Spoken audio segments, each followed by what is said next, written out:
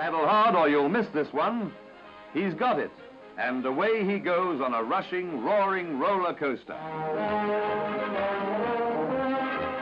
So what if we put a surfboard on wheels?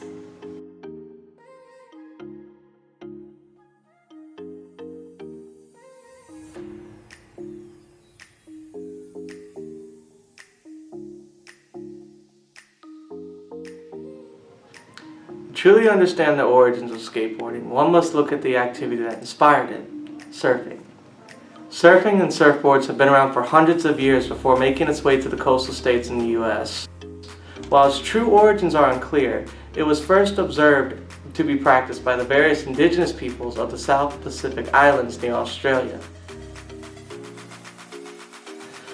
Surfing in the United States came in the early 20th century, peaking in the 1950s, and this is where our story begins.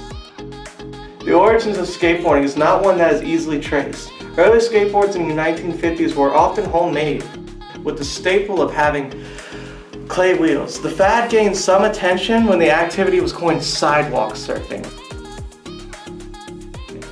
It caught various local shops' attention along the coast, in which they attempted to sell skateboards of their own. However, this would not last. By the late 1960s, the surf shops that were carrying these early surfboards stopped selling them because of the various liability issues and complaints from angry parents. But this would all change in the following years with one particular improvement that opens the door for all the rest. In 1972, a man named Frank Nasworthy created the urethane wheel. This key innovation opened the door for companies to sell these boards with less risk of injury, and there was an abundance of adolescent surfer communities in the coastal states such as California who are more than willing to try these products and get the satisfaction of surfing anywhere. These boards were quickly gaining popularity for both adolescent communities and concerned parents. Companies sprang up to cater to these new wave of communities and surfers and skateboarders with companies such as Van Shoes, DC Shoes, etc. These communities would skate wherever they could, which caused the media to get more worried about these new and rebellious groups. As skateboarding gained momentum, there was a new movement created. This movement was to establish spaces specifically for skateboarding. This idea would not come to be until 1977, when the first skate park was built in the United Kingdom. It took until the late 1970s and early 80s for this movement to bleed into the United States. Before then, skating communities had to rely on found spaces to do their tricks, which the media tied with vandalism due to the damage that would come to some of the properties that were subject to a variety of skateboarding use.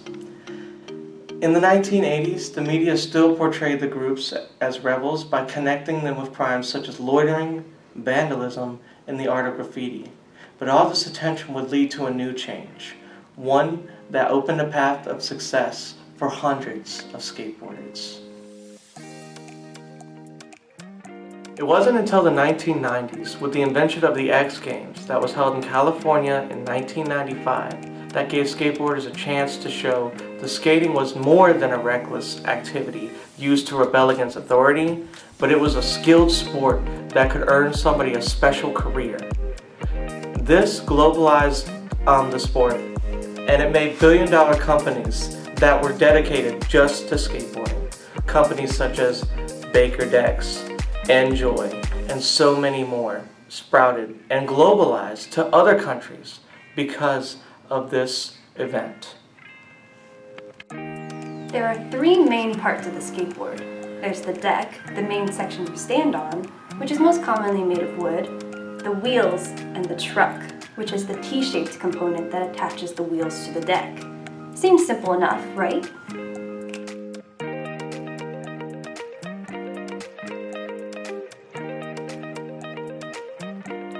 The design of skateboards have changed significantly through its history. It has mostly been changed for the sake of functionality. The design of the original skateboard was actually very dangerous. The decks were originally stiff and inflexible, and the wheels were either made of metal or clay.